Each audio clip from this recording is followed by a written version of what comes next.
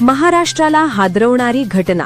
आश्रमशाळेत शिकणाऱ्या अल्पवयीन 9वीच्या विद्यार्थिनीने बाळाला जन्म दिल्याची धक्कादायक घटना समोर आली आहे. या प्रकरणामुळे आदिवासी विकास विभागाच्या देखरेख व्यवस्थेवर गंभीर प्रश्न उपस्थित झाले आहेत. या प्रकरणी पोलिसांत गुन्हा दाखल करण्यात आला असून संबंधित आरोपी अल्पवयीन व विद्यार्थिनीचाच नातेवाईक असल्याची माहिती समोर आली आहे.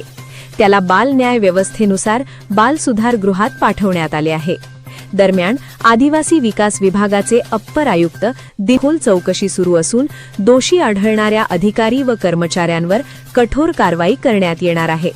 मोहनदरी आश्रमशाळेतील या गंभीर माध्यमिक व उच्च माध्यमिक आश्रमशाळा मोहनदारी, तालुका कडवण, जिल्हा नाशिक येथील शासकीय आश्रमशाळेतील विद्यार्थिनीचं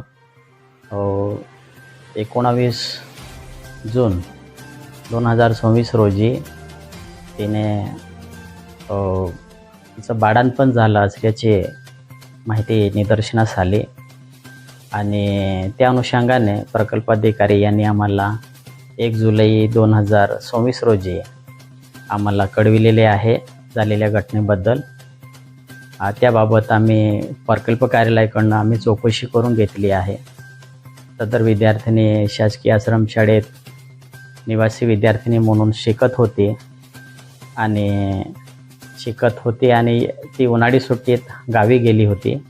गावी गेल्यानंतर सदर विद्यार्थिनी शाळेत तिने यावर्षी प्रवेश घेतलेला नाही, परंतु